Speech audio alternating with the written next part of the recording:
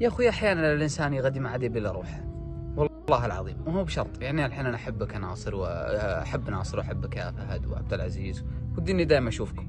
يمكن بكره تدقون علي ما ارد عليكم، ما هو بقصور فيكم ولا هو مالك مزاج يا اخوي. يجي الواحد احيانا حاله، اعوذ، ترى انا قد قلت ابيات الموضوع. اسلم، وش هي؟ يقول يا رب خذني بين اياديك تايب، قدام اجيك علو والامتان مشيول. سلام.